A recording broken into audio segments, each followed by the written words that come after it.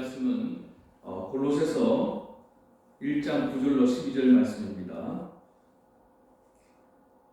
이로써 우리도 듣던 날부터 너희를 위하여 기도하기를 그치지 아니하고 구하노니 너희로 하여금 모든 신령한 지혜와 총명의 하나님의 뜻을 아는 것으로 채우게 하시고 주께 합당하게 행하여 범사에 기쁘시게 하고 모든 선한 일에 열매를 맺게 하시며 하나님을 아는 것에 자라게 하시고 그의 영광의 힘을 따라 모든 능력으로 능하게 하시며 기쁨으로 모든 견딘과 오래 참음에 이르게 하시고 우리로 하여금 빛 가운데서 성도의 기업의 부분을 얻기에 합당하게 하신 아버지께 감사하게 하시기를 원하노라. 아멘.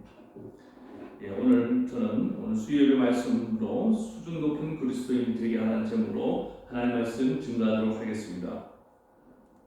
골로새서 1장 말씀은 골로새 교회를 향한 사도 바울의 기도입니다. 오늘 본문에서 주목할 단어는 합당하다는 단어입니다. 10절에 보니까 주께 합당하게 행하여 이렇게 말씀하고 있습니다. 합당하다는 단어는 가치가 있다, 수준이 있다, 그런 의미가 있습니다. 우리가 예수를 믿으면 의롭다함을 얻게 됩니다. 곧장 우리의 신분이 하나님의 자녀가 됩니다.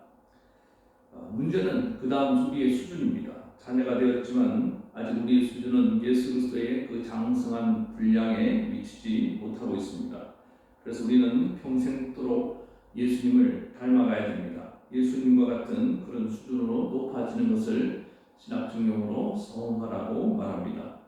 근데 이 성화의 과정은 우리의 노력으로 이루어지는 것이 아니고 성령의 도우심으로 이루어진다는 것입니다.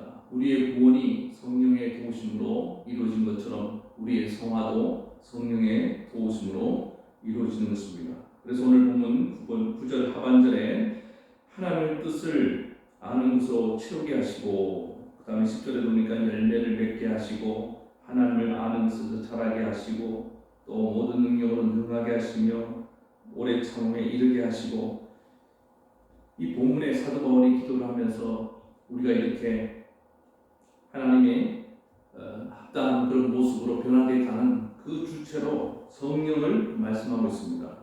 우리가 우리 스스로의 노력으로 변화되는 것이 아니라 성령이 우리를 이렇게 예수님을 닮도록 성화의 길을 이끌어 가신다는 것입니다. 그렇다면 성령이 우리를 성화시켜 나가는 그 방법이 뭐냐? 성령이 우리 옆에서 우리를 위로하고 또 권면하시는 방법도 있지만 또 다른 방법이 있습니다. 그게 뭐냐면 간주해 주신다는 거예요. 간주한다는 이 말을 구구사전에 찾아보니까 상태, 모양, 성질 따위가 그와 같다고 보거나 또 그렇다고 여긴다는 뜻을 갖고 있습니다. 학생들이 시험을 봤습니다. 시험을 보고 난 뒤에 예를 들어서 점수가 모자랍니다. 점수가 모자란데도 선생님이 그 학생을 합격으로 간주하는 경우가 있습니다. 마찬가지로 실제로는 수준이 한참 못 미치지만은 그 수준에 도달한 것처럼 그렇게 여겨준다는 그런 의미입니다. 아이들이 집에서 가끔 노래 실력을 이렇게 뽐내려고 할 때가 있습니다. 그러면 부모님들이 한번 불러봐라. 그래서 아이들이 노래를 이렇게 열심히 부릅니다. 그러고 나면 부모님들이 우리 아들 잘했다고 박수를 치고 우리 아들 완전 가수네 그렇게 말합니다. 그때 부모님들의 그 칭찬과 그 인정해 주는 말이 바로 성령이 우리에게 간주해 주시는 것과 같다고 말할 수 있습니다. 또 오늘 12절에 보니까 이런 말씀이 있습니다. 우리로 하여금 빛 가운데서 성도의 기업의 부분을 얻기에 합당하게 하신 우리가 나중에 장차 천국에 들어가서 천국을 기업으로 물려받을 텐데 그렇게 마지막에 합당한 천국에서 천국을 상속받을 수 있도록 합당하게 하신 분이 누구냐? 그분이 역시 성령이라고 이렇게 말씀하고 있습니다.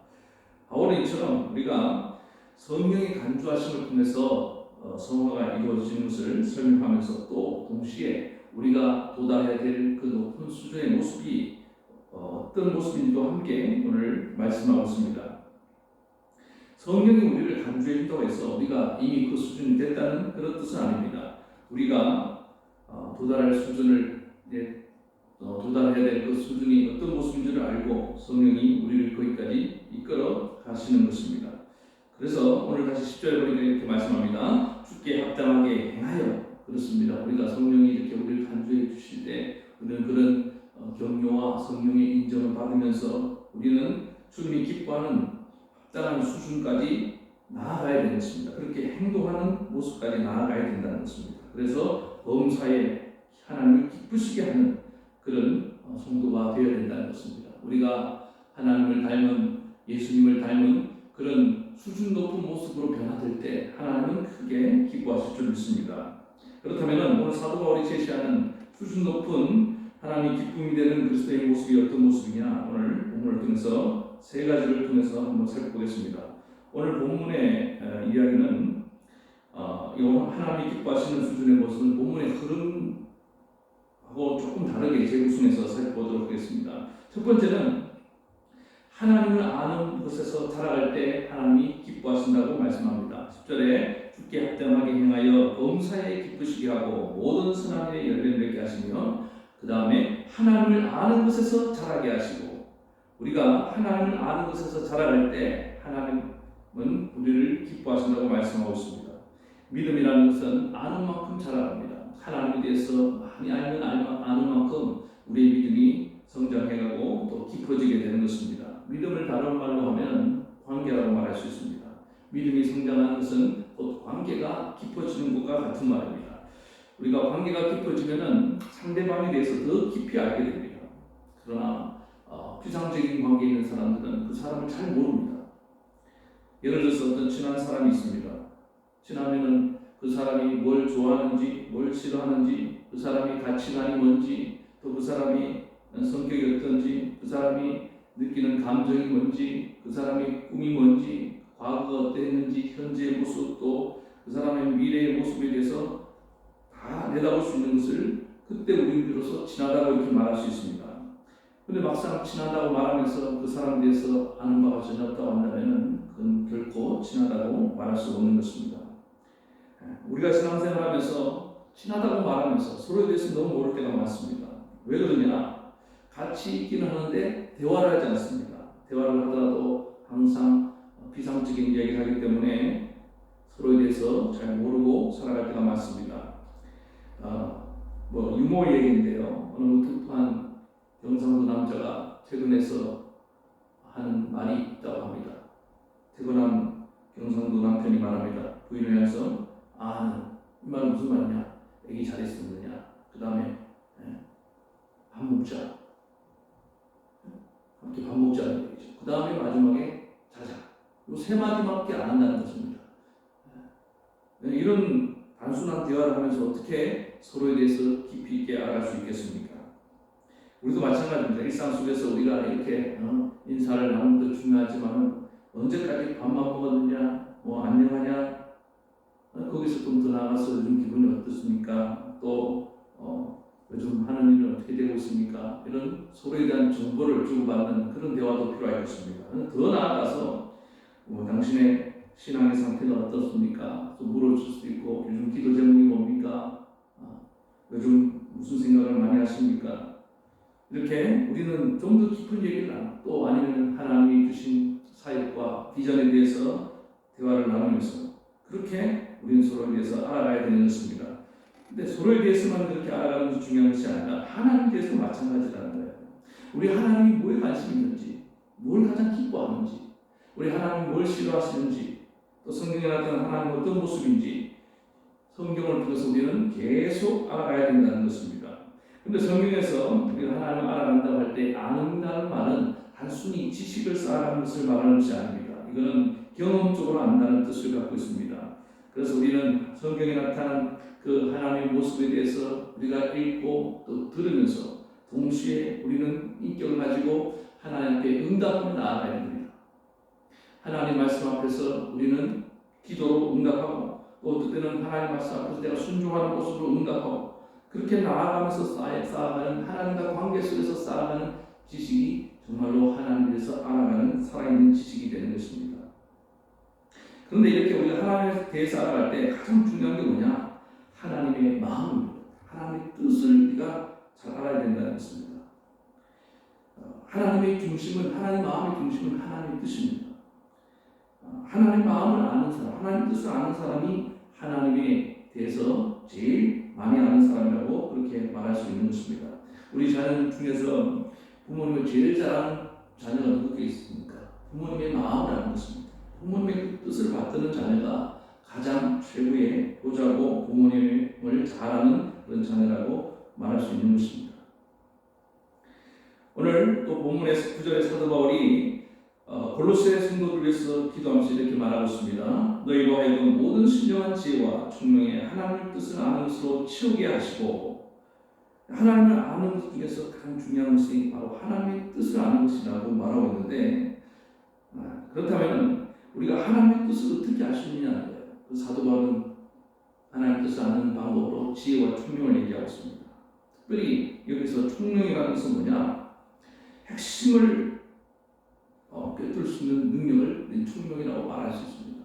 이게 뭐냐면 하나님의 가장 마음의 핵심이 뭔지, 가장 원하는 생각하는 바가 뭔지, 하나님 뜻의 그 핵심을 꿰뚫어낼 수 있는, 통찰해낼 수 있는 그런 능력이 바로 우리에게 임하기 시작하면 우리가 하나님의 마음을 잘 헤아릴 수 있게 된다는 것입니다. 성령이 우리 가운데 임하면 하나님의 깊은 곳까지 통달할 수 있는 그런 능력을 주시는 것입니다. 그래서 우리가 신앙생활하면서 성령을 받아야 된다, 그냥 하는 소리가 아니라 성령이 임하지 않고는 하나님의 그 마음, 하나님의 뜻에 도달할 수 없기 때문에 그렇다는 것입니다. 그리고 여기서 지혜라는 건 뭐냐? 어떤 일을 풀어가는 방법이라고 이렇게 말할 수 있는 것입니다.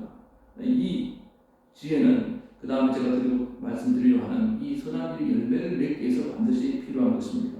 오늘 첫 번째 말씀드립니다. 우리가 하나님을 기뻐하시는 수준 높은 그런 그리스도인들이 되기 위해서는 하나님을 아는, 특별히 하나님의 뜻을 아는 그런 총명을 가지고 하나님을 깊이 알아가는 믿음의 신실한 분들 되기를 바랍니다. 두 번째, 우리가 하나님을 기뻐하시는 수준 높은 그리스도인이 되려면 선한 일의 열매를 맺을 수 있어야 된다는 것입니다. 다시 10절 중반부에 모든 선한 일의 열매를 맺게 하시고, 성령은 우리가 선한 일을 통해서 선한 열매를 맺도록 도와주십니다. 여기서 선한 일이라는 것이 뭐냐? 간단하게 말씀드리면 하나님의 일이라고 말할 수 있습니다. 그렇다면 교회가 하는 모든 일이 다 하나님의 일이 될 수 있느냐? 예, 하나님의 일이 될 수도 있고 아닐 수도 있습니다. 교회가 하나님 기뻐하신 뜻을 쫓아 행하면 하나님의 일을 하는 교회가 됩니다. 그러나 하나님 원하지 않는 일들을 행한다면 교회는 선한 일을 하는 교회가 될 수가 없을 것입니다. 그래서 교회에서 보통 5대 사역이라고 하는 예배, 교제, 교육, 봉사, 전도 이런 일들을 우리가 잘 해서 열매를 거둬야 된다는 것입니다. 요한복음 5장에 보면 예수님이 안식일에 베데스다 연못에 40년 된 병자를 고치시면서 하신 말씀이 있습니다. 예수께서 그들에게 이르시되 내 아버지께서 이제까지 일하시니 나도 일한다. 그렇습니다. 예수님이 이 땅에 오셔서 많은 일을 행하셨습니다. 특별히 하나님의 뜻을 이루는데 많은 일을 같이 행하시는 것을 보게 됩니다. 사도행전 10장 48절에도 하나님 나사렛 예수께 성령과 능력을 기름 붓듯 하셨으며 그가 두루 다니시며 선한 일을 하시고 마귀에게 눌린 모든 사람을 고치셨으니 이는 하나님이 함께 하셨습니다. 예수님도 이 하나님의 일, 선한 일을 행하러 땅에 오셨다고 분명히 말씀해 주셨습니다. 가끔 그런 신앙을 가진 분들이 있습니다. 나는 교회 가서 일하기 싫다. 그래서 나 홀로 집에서 텔레비나 인터넷으로 예배를 드립니다. 그리고 교회에 나오더라도 그냥 예배만 드리고 다른 사람과 교제도 하지 않고 그냥 일도 하지 않고 돌아가는 분들이 있습니다. 혼자 은밀하게 신앙생활합니다. 저는 어떨 때 그런 분들이 왜 그럴까 생각하면서 상처가 많은 분들이 아닌가 하는 그런 마음도 듭니다. 이해가는 부분도 있습니다. 그러나 어느 정도까지는 이해가 되지만 계속 그 상태에 머물러 있으면 하나님 기뻐하지 않는다는 것입니다. 물론 초신자 때는 그럴 수 있습니다. 아무것도 모르기 때문에 일할 줄도 모르고 또 하나님의 뜻이 뭔지를 잘 모르는 상태에 있으면 그럴 수 있습니다. 그러나 어느 정도 신앙생활을 하다 보면 우리는 하나님의 일을 하는 법을 배워야 될 줄로 믿습니다. 생각해 보십시오. 여러분, 교회에 아무 일도 안 하는 그런 사람들, 영적인 어린아이들만 가득 찼다고 생각해 보십시오. 얼마나 이 교회가 수준이 낮은 교회가 될 수밖에 없겠습니까? 오늘 정말 큰 문제 중에 하나는 교회 안에 영적인 어린아이들, 미숙한 성도들이 너무나 많다는 것입니다. 그 척도 중에 하나가 뭐냐면 일을 하지 않는다는 거예요. 일꾼이 부족하다는 것입니다. 일을 안 하니까 사역에 열매가 없습니다. 간절히 바라기는 저는 우리 교회가 일을 많이 하는 그런 교회가 되시길 간절히 바라겠습니다. 옛날 성도님들은 참 봉사를 많이 했다고 알려져 있습니다.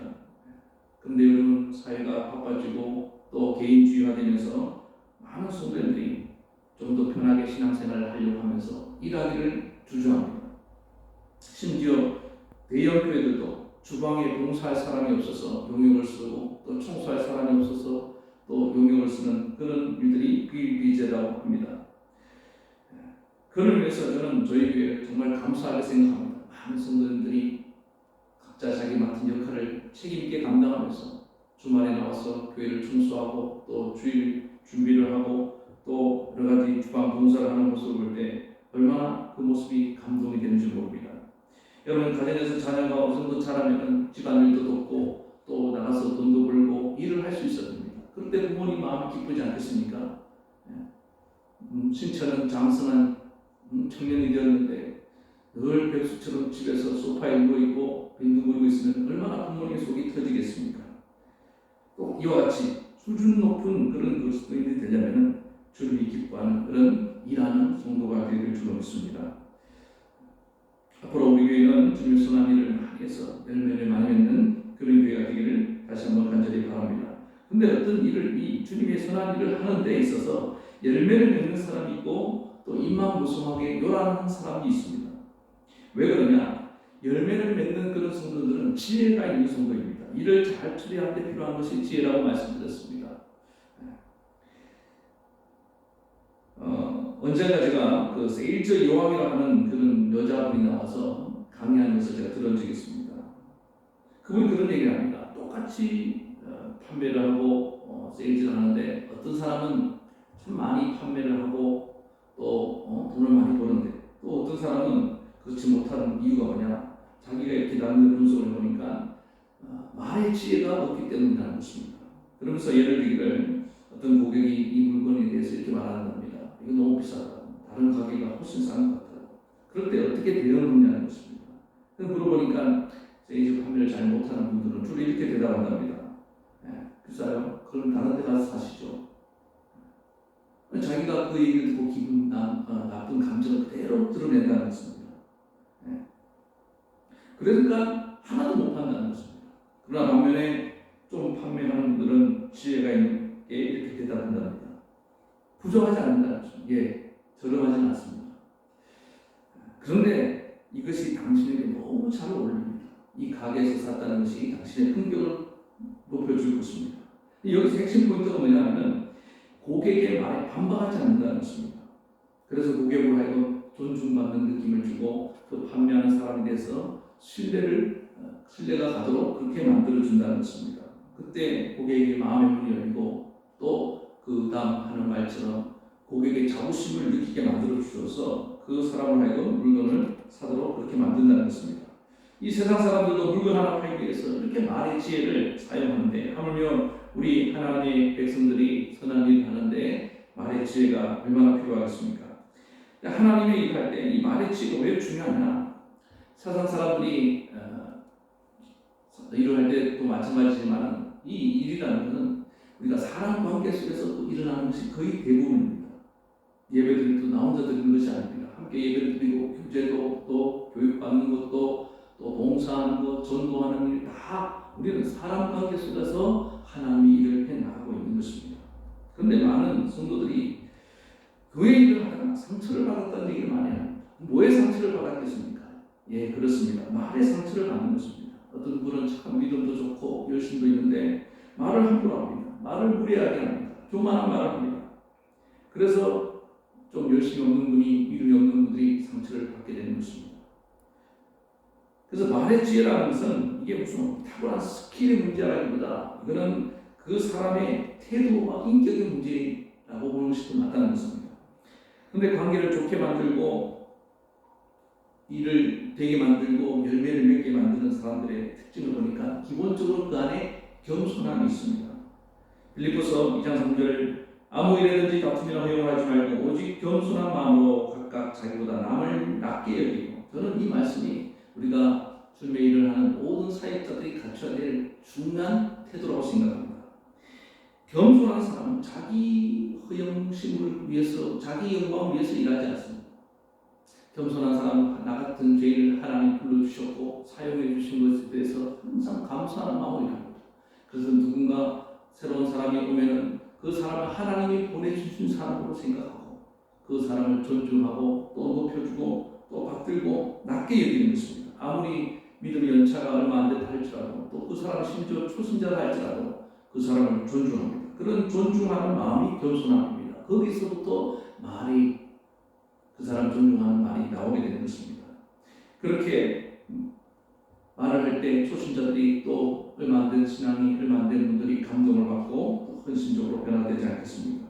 그런데 교회는 사역이 더 왕성해지고 열매를 맺게 될 줄로 믿습니다. 간절히 바라기는 우리 교회가 최고의 지혜인 겸손으로 허리를 동이고 많은 열매를 맺는 그런 교회 되기를 바라겠습니다.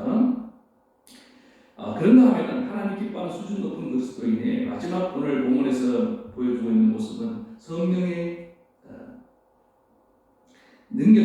성령이 능력 있는 그리스도인 되게 하실 때 우리 하나님이 기뻐하신다는 것입니다. 성령이 우리에게 총명을 주셔서 하나님을 아는데 잘하게 하시고 또 하나님 성령이 우리에게 지혜를 주셔서 우리가 하나님의 선한 일에 열매를 맺게 하시고 또 마지막에 성령이 우리에게 능력을 주신다는 겁니다. 오늘 본문 11절에 보니까 이 능력에 해당하는 그런 단어가 3번 나옵니다. 11절 보겠습니다. 그의 영광의 힘을 따라 모든 능력으로 능하게 하시며 기쁨으로 모든 견딘과 오래 참음에 이르게 하시고, 이게 오늘 순서를 보면은 이 모든 능력이라는 단어가 제일 먼저 나오는데 여기서 이게 능력이라는 이 단어는 두나미스라는 그런 단어입니다. 두나미스, 다이나믹. 여기서 나왔는데 어떤 폭발적인 힘. 이걸 정확한 의미를 해석해 드리면 하나님이 인간에게 부여한 능력, 그것을 두나미스라고 합니다. 인간의 능력이 아니라 하나님이 주신 능력을 말하는 것입니다. 근데 그 능력으로 능하게 하시며 두나미스로 두나미스 되게 하시며, 이게 무슨 얘기냐? 하나님 능력을 주셨는데 그 능력을 사용해야 된다는 것입니다. 사용할 때 하나님의 능력이, 내게 주신 하나님의 능력이 나타난다는 겁니다. 많은 성도들이 하나님의 능력을 주셨어요. 달란트 비유나 문화 비유에 보면은 한 달란트 또 한 문화씩을 하나님이 주셨다는 것입니다. 그런데 어떤 성도들은 그걸 잘 사용합니다. 적재적소에 필요할 때 사용합니다. 근데 어떤 성도들은 그걸 땅에 묻어놓고 사용하지 않는 것입니다. 나는 아무 능력이 없다고 생각하고. 그렇지 않습니다. 능력이 없는 사람은 한 사람도 존재하지 않습니다. 어떤 성도에게는 하나님이 은사로 물질을 주셨을 경우가 있습니다. 그러면 그 물질이 능력인데 그 능력을 사용할 때 그 능력이 나타난다는 것입니다. 능력이 된다는 것입니다. 그렇게 사용할 때 하나님 기뻐하신다는 것입니다. 어떤 사람이 건강을 주셨습니다. 그 건강을 하나님이 이를 위해서 사용될 때 그때 하나님이 기뻐하신다는 것입니다. 그리고 여기서 이제 그 영광의 힘을 따라 이 힘이라는 단어는 이 클라토스라는 단어인데 이 힘은 하나님께만 해당하는 그런 단어입니다. 그러니까 하나님의 힘을 할 때는 클라토스와 두나미스를 동시에 사용하기도 하지만은 이 클라토스 힘이라는 단어는 하나님의 어떤 그 원천적인 능력을 말할 때 이 단어를 사용하시는 것입니다. 그러니까 이 하나님의 영광의 힘을 따라서 그 힘을 우리에게 주셔서 두나미스가 임했는데 그걸 우리가 사용할 수 있도록 성령이 역사하는 그 힘을 우리가 사용하며 살아가게 된다는 것입니다. 이렇게 우리 그리스도인은 능력 있는 삶을 살 수밖에 없다는 것입니다. 성도는 무조건 능력이 있습니다. 하나님 주신 능력이 있습니다. 세상 사람들이 말하는 그 능력은 아닙니다. 그래서 우리는 나약한 그리스도인이 될 수 없는 것입니다. 성도라는 말 속에는 반드시 이 두나미스, 능력이 함께 포함되어 있다는 것을 우리는 잊지 말아야 된다는 것입니다. 복음서에 보면은 믿음이 없어 보이고 능력도 없어 보이는 제자들의 모습이 나옵니다. 그런데 예수님이 그 제자들을 향해서 책망하고 꾸짖습니다. 대표적인 예가 제자들이 배를 타고 가다가 풍랑을 만났습니다. 그때 제자들이 두려워 떨고 또 이제 그 풍랑과 사투를 보면서 아주 형편없는 그런 나약한 모습을 보여줍니다. 그때 예수님이 풍랑을 잠잠케 하시면서 제자들을 꾸짖으면서 이렇게 말씀합니다. 믿음이 없는 세대여, 믿음이 없는 자여, 어찌하여 의심하냐? 믿음이 없는 자여. 이렇게 예수님께서 책망합니다. 여기서 예수님께서 믿음이 없는 믿는 자라고 책망했던 이유가 무엇입니까? 작은 믿음이지만, 겨자씨만한 믿음이지만 너희 안에 분명히 이 두려움을 이길 만한 믿음, 이 풍랑과 싸워 이길 만한 믿음을 주었다는 것입니다. 그런데 그것을 사용하지 않은 것에 대해서 예수님께서 꾸짖고 계신 것입니다. 그렇습니다. 우리 예수님은 다른 것에 대해서는 잘 책망하지 않습니다. 우리에게 주신 믿음, 우리에게 주신 능력을 사용하지 않는 것. 그럼에도 불구하고 우리 많은 성도들은 더 많은 능력을 구합니다. 자기에게 있는 것도 사용하지 않으면서 하나님께 더 많은 것을 구할 때 하나님이 기뻐하시겠습니다.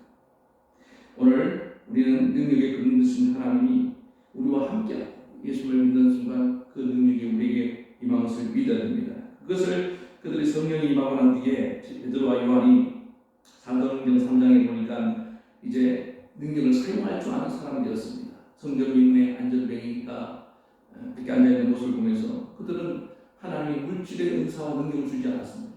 그래서 뭐라고 말합니까? 내게 은과 금은 내게 없거니와 곧 내게 있는 것으로 내게 주노니 나사렛 예수 그리스도의 이름으로 일어나 거라. 그럴 때 그 안전뱅이가 일어나서 그 꽃 띄고 하나님을 찬양했다고 성경은 기록하고 있습니다. 잘 보십시오. 그들에게 주어진 예수 그리스도의 이름의 능력, 이름의 그 권세를 사용할 때 하나님 기적을 일으키셨다는 것입니다. 오늘 간절히 바라기는 우리 성도들에게 하나님 능력을 다 주셨습니다. 각자에게 주신 능력이 무엇이든지 간에 그걸 사용할 줄 아는 그런 믿음의 신실한 성도들 되기를 바랍니다. 그렇다면 오늘 본문에서는 특별히 강조하고 있는 이 능력이 어떤 능력이냐? 11절 다시 한번 보겠습니다. 그의 영광을 따라 모든 능력으로 능하게 하시며 그 다음에 기쁨으로 모든 견딤과 오래 참음에 이르게 하시고. 그렇습니다. 여기서 말하는 능력이라는 것은 견디는 능력을 말합니다. 오래 참는 능력을 말합니다. 이게 단순히 그냥 견디고 오래 참는 것이 아니라 기쁨으로 견디고 오래 참는 것. 이게 바로 우리 성도들의 능력이라는 것입니다. 우리 성도들은 고난을 당하고 어려움 당할 때 그냥 마지못해서 억지로 버티고 견디는 것이 아닙니다. 기쁨으로. 왜 그렇습니까? 우리 주님과 함께 고난에 동참한다고 생각하고 또 저 천국의 소망이 우리에게 있기 때문에 우리는 항상 능동적으로 적극적으로 견디며 참음으로 나아갈 수 있다는 것입니다. 여기서 견딘다는 것은 뭐냐? 고난에 대해서 쉽게 굴복하지 않는 모습을 말합니다. 그리고 오래 참는다는 것은 그 억울한 상황에서 복수할 생각을 하지 않는다는 것을 말한다고 합니다. 우리는 또 힘이 생기면 그 힘 때문에 능력이 있을 때는 어떤 고난을 당할 때 그냥 그 고난을 쉽게 굴복하지 않을 수 있습니다. 근데 능력이 없는 사람은 그리스도인에게 분명히 능력이 있다고 했습니다. 능력이 없다고 생각할 때는 그 고난 앞에서 쉽게 항복을 하고 굴복하고 하던 일을 중단하고 신앙생활도 중단하고 그렇게 살아갑니다. 그러나 이 안에 내적인 성령이 주신 능력이 있는 성도들은 어떤 환난이 나도 어떤 고난이 나도 지금 우리가 이 코로나 사태로 말미암아 이거 신앙의 어떤 큰 환난 아닙니까? 그런데 이 안에 하나님 주신 능력이 있는 사람들은 온라인으로 예배를 드리고 어떻게든 자기 처소에서 기도를 하며 신앙생활을 이어나갑니다. 그러나 그 능력이 없다고 생각하는 사람들은 때는 때다 하면서 지금 신앙생활을 쉬고 있지 않겠습니까? 간절히 바라기는 우리 성도들 안에 주의 성령이 주신 능력을 가지고 이 고난을 이기고 예배자를 회복하고 또 거기서 기도하며 영적으로 다시 일어나는 그런 역사가 일어날 간절히 바라겠습니다. 그래서 이 주의 성령이 주신 능력으로 무장한 사도 바울이나 베드로를 보십시오. 그들은 계속 그 환난과 핍박 가운데도 복음을 전하고 그들은 계속 주의 일을 감당하는 것을 보게 되는 것입니다. 능력이 없으면 하나가 중단하는 것입니다. 주님이 우리에게 주신 이 능력은 계속 할 수 있게 만든 힘인 줄 믿습니다. 그리고 정말 능력이 없으면 예수님도 보십시오. 십자가에서 얼마나 오래 계십니까? 잘못한 것이 죄가 하나도 없는데 채찍에 맞고 십자가에 못 박혔을 때 그 마음속에 복수하고 싶은 말 있지 않았겠습니까? 그러나 그걸 다 주님은 참았습니다. 진짜 능력은 뭐냐? 복수할 수 있는데도 그런 힘이 있는데 그 힘을 절제하는 것입니다. 그것이 바로 오래 참는 것입니다. 오늘 사랑하는 성도 여러분들, 하나님 주신 능력을 통해서 우리가 어떤 때는 핍박을 당하고 혼란을 당하지만 그 가운데 복수하지 않고 그걸 통해서 나 자신을 증명하지 않고 오히려 그 가운데 하나님 뜻을 이루어가는 신실한 믿음의 종들 되시길 바라겠습니다. 오늘 바로 이런 교회가 이런 능력을 사용할 때 주님은 기뻐하시고 또 우리를 통해서 좀 일을 이루어가신다는 것입니다. 오늘 말씀의 결론을 맺겠습니다. 하나님 기뻐하시는 수준 높은 성도가 되기 위해서는 첫 번째, 하나님을 알아가는 지식에서 우리가 자라갈 수 있게 바라겠습니다. 하나님 성령이 주시는 충동을 통해서, 또 성령이 주시는 두 번째 지혜를 통해서 우리가 사역의 열매를 많이 맺는 그런 성도를 되길 바랍니다. 마지막 세 번째는 우리가 성령이 주신 능력을 가지고 잘 견디고 또 기쁨을 견디고 오래 참음을 말미암아 하나님 기뻐하는 그런 수준 높은 성도님 되기를 다 간절히 축원합니다. 기도하시겠습니다. 그러하신 하나님 아버지 은혜를 감사합니다. 오늘 우리 모든 성도들이 이제 성령이 우리를 합당히 여기신 것처럼 우리를 하나님 기뻐하는 그런 성도로 간주하고 우리를 이렇게 인정하는 것처럼 우리가 하나님 기뻐하는 그런 수준 높은 성도로 자라가기 원합니다. 특별히 오늘 하나님 기뻐하신 모습은 우리가 하나님을 아는 지식에서 자라갈 때 우리가 하나님 기뻐하는 줄 믿습니다. 모든 성도들이 하나님 주신 성령을 통해서 하나님을 잘 알아가게 도와주시고, 그리고 또 주의 하나님 주신 성령을 통해서 사역의 열매를 많이 맺게 하시고, 또 하나님 성령의 능력을 통해서 우리 어떤 혼란과 고난 가운데도 기쁨으로 견디며 오래 참음을 말미암아 하나님께 정말 기쁨이 되는 그런 성도들, 또 세상 사람들에게도 수준 높은 그런 그리스도인의 모습을 보여주시도록 도와주시옵소서. 주의 은혜로 코로나19 사태가 점점 잠잠해지게 하신 것을 감사합니다. 아직도 온라인으로 예배드리고 있지만 이제 곧 있으면 함께 모여서 예배드릴 그날을 기대합니다. 우리 하나님, 우리 성도들 어디에 있든지 눈동자와 같이 지켜주시고 저들의 하나님 믿음이 떨어지지 않도록 주님께서 붙잡아 주시옵소서. 감사하고 예수님 이름으로 간절히 기도하옵나이다. 아멘. 이제는 우리 주 예수 그리스도의 크신 은혜와 하나님 아버지의 극진하신 사랑하심과 성령의 감동, 감화, 교통, 위로 역사하심이 하나님이 기뻐하시는 수준 높은 그리스도인들이 되기로 결단하는 소원하는 모든 성도들 머리머리에 저들의 가정과 자녀와 생업에 이 나라 이 민족 위에까지 영원히 함께하옵시기를 간절히 축원하옵나이다. 아멘.